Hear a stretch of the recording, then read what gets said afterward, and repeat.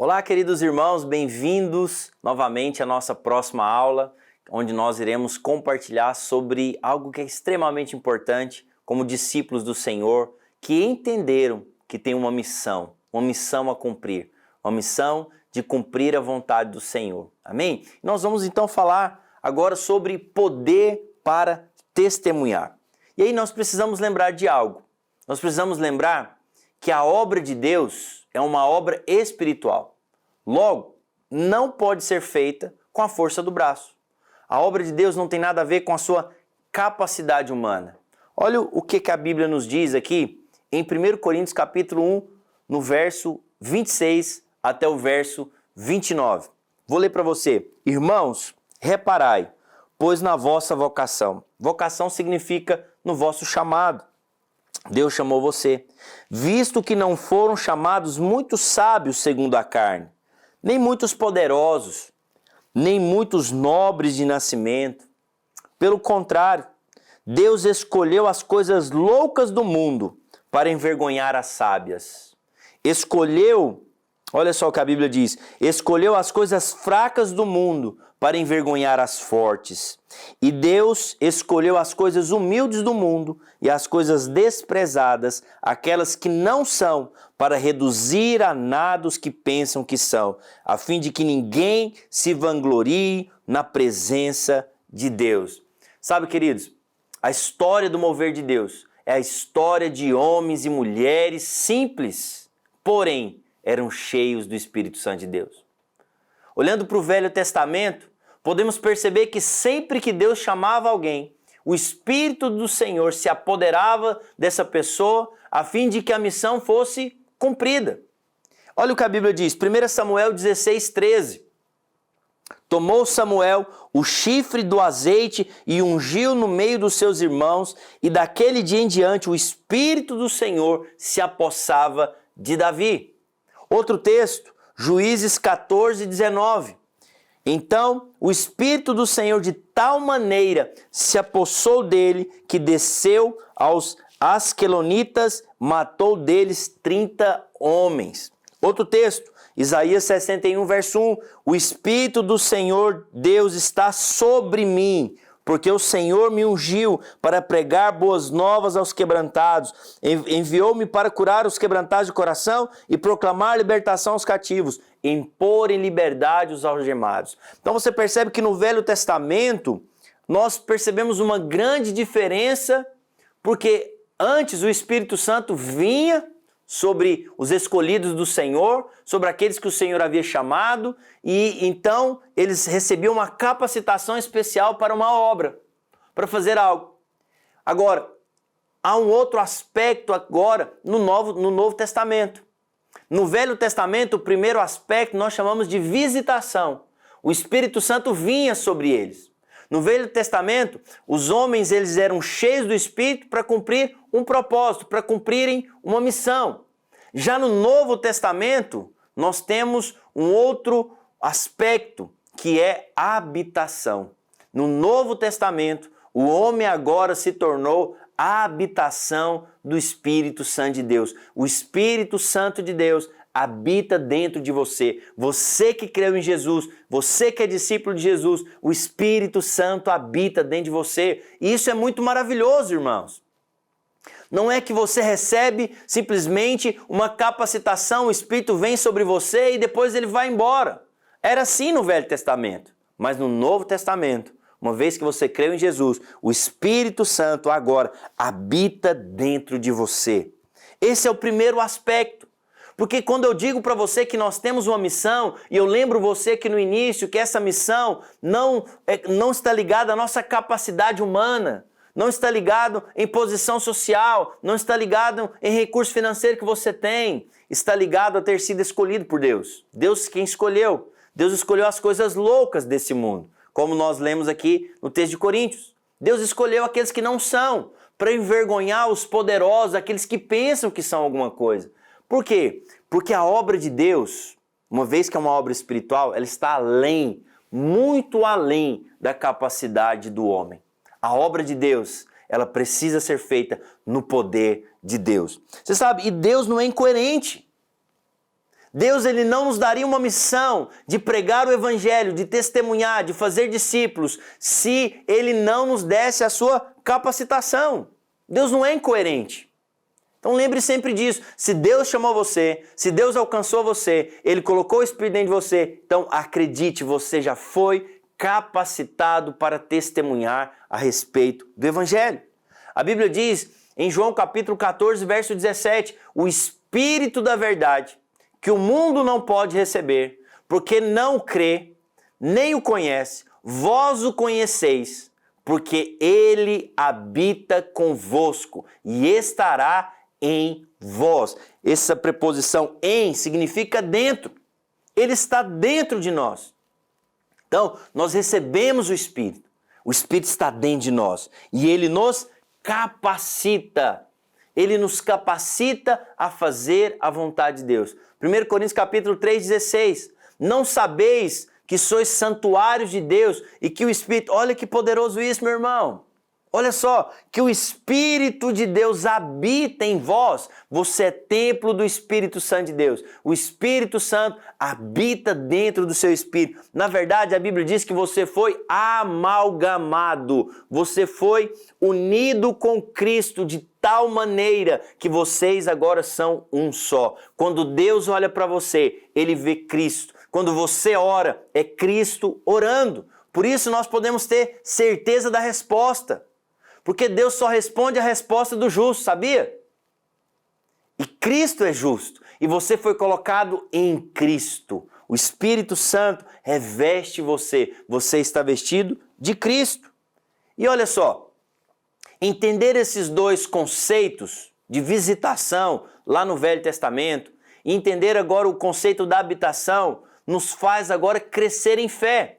Uma vez que nós somos escolhidos pelo Senhor para sermos, então, usados por Ele, Ele nos habilita, Ele nos dá habilidade, Ele coloca em nós toda a sua capacidade. Sabe, o ministério terreno de Jesus foi marcado basicamente por 3 coisas básicas. Se você estudar o ministério de Jesus, basicamente 3 coisas. Primeiro, Jesus veio proclamar a chegada do reino de Deus e como que as pessoas poderiam entrar no reino de Deus por meio da salvação, por meio de Cristo. Jesus veio curar os enfermos e Jesus veio libertar os oprimidos do diabo. Então, basicamente, o ministério de Jesus foram essas 3 coisas. Assim sendo, queridos, nós também fomos chamados para fazer a mesma coisa. Nós somos chamados para proclamar o Evangelho, para testemunhar o Evangelho, fomos chamados a curar os enfermos e fomos chamados também para expulsar demônios. Assim como no ministério de Jesus, assim também é o ministério dos seus discípulos. Então, presta atenção, proclamar o Evangelho, você recebeu a capacitação para isso. Paulo diz que o Evangelho deve ser pregado com poder, com manifestação de sinais. Paulo era alguém extremamente culto, inteligente. Certamente Paulo falava pelo menos 3 idiomas. Paulo ele falava o hebraico, ele falava o grego e ele falava também o latim do Império Romano. Então Paulo era alguém extremamente culto, mas ele dizia, olha, a minha pregação não consistiu em palavras de persuasão humana, mas de espírito e de poder. Essa palavra poder significa dínamos ou dinamite. É o poder que tem para destruir. Sabe, você tem um poder. Esse poder é o poder do Espírito Santo que habita dentro de você. É uma dinamite celestial que quando é acionada, muda o ambiente, transforma realidades espirituais. Sabe, nós somos incapazes de convencer alguém a respeito do pecado, queridos. A respeito da justiça e do juízo. Nós precisamos que o Espírito Santo faça isso, que o Espírito Santo convença as pessoas. Mas acredite, precisa de mim, de você, abrirmos a nossa boca. Nós precisamos abrir a boca, nós precisamos falar, nós precisamos testemunhar, porque a Bíblia nos diz que à medida que existe a palavra, existe o Espírito, há então poder de Deus sendo gerado. A Bíblia diz em Atos capítulo 4, verso 8, então Pedro, cheio do Espírito Santo, disse, presta atenção, Pedro ele não estava cheio de outras coisas, ele estava cheio do Espírito Santo. E aí, é sempre importante dizer para você, é sempre uma experiência distinta, dupla, mas distinta. Primeira experiência é você receber o Espírito Santo para habitar dentro de você. Essa é a primeira experiência, isso aconteceu com você no dia em que você recebeu Jesus no seu coração como Senhor e Salvador, o Espírito Santo veio habitar dentro de você. Uma outra experiência é a experiência do revestimento de poder. Você deve ser cheio do poder de Deus, revestido do poder de Deus. Isso aconteceu quando? Lá em Atos. A Bíblia diz em Atos, no capítulo 2, que o Espírito Santo veio sobre os discípulos. E eles foram cheios do poder de Deus. Então são duas experiências distintas. Receber o Espírito que veio habitar dentro de mim e então receber a sua capacitação, o seu poder. E nós precisamos desse poder para proclamar o Evangelho. Precisamos também do poder, sabe para quê? Para curar os enfermos. A Bíblia diz em Atos, no capítulo 5, a Bíblia diz em Atos, no capítulo 5, verso 12, que, olha só, muitos sinais e prodígios eram feitos entre o povo pelas mãos dos apóstolos. Então, olha só, muitos sinais, curas, milagres aconteceram por meio dos apóstolos, que estavam ali cheios do Espírito Santo. No livro de Atos, o livro ali do começo da igreja, você vai ver que Jesus já tinha sido assunto aos céus, no capítulo 1. Os demais capítulos é agora a obra do Espírito Santo. O Espírito Santo veio, revestiu os discípulos com poder e agora a igreja começou a ser edificada por meio dos discípulos agora que estavam cheios do poder de Deus. A Bíblia diz que nós precisamos ser cheios do poder de Deus também para expulsar demônios. Olha o que a Bíblia diz, Atos capítulo 5, verso 15. A ponto de levarem os enfermos até pelas ruas e colocarem sobre os leitos e macas, para que ao passar Pedro, ao menos a sombra se projetasse em algum deles. Afluíam também muita gente das cidades vizinhas de Jerusalém, levando doentes e atormentados de espíritos imundos. E olha só que poderoso, todos eram curados. Por quê? Porque havia poder de Deus fluindo na vida dos discípulos. Havia o fluir do poder de Deus. Sabe, consegue então perceber que nós mesmos não temos poder algum para fazer tais coisas? Você não tem poder em si mesmo para convencer o pecador. Você não tem poder em si mesmo para curar as pessoas. Você não tem poder para expulsar demônios. Mas uma vez que você foi revestido de poder de Deus, do Espírito Santo de Deus, você agora pode testemunhar, você agora pode convidar as pessoas para a célula, você pode agora chamar as pessoas para ir para o encontro, você agora recebeu o poder de Deus. Amém, meus irmãos? Olha só, agora conseguimos entender com mais clareza o porquê Jesus, antes então de ser assunto aos céus, ele instruiu os discípulos para permanecer em Jerusalém. Jesus disse em Lucas 24, 49, eis que envio sobre vós a promessa do meu Pai. Qual que era essa promessa? Permanecei, pois, na cidade, até que do alto sejais revestidos de poder. Ou seja, Jesus disse para os discípulos, permaneçam em Jerusalém, não saia para fazer nada, não saia para fazer coisa alguma, sem antes receber a capacitação. Então, isso é uma mensagem para nós. Você não pode sair pregando o Evangelho, liderando célula, edificando a igreja, sem antes receber essa capacitação especial. Atos 1,8 vai dizer, mas recebereis poder ao descer sobre vós. Amém? E olha só, Jesus disse a seus discípulos que antes de saírem para cumprir a missão que ele mesmo havia dado, era necessário que eles permanecessem e fossem então revestidos de uma capacidade sobrenatural. Uma capacidade sobrenatural. Era preciso que eles fossem cheios do Espírito Santo.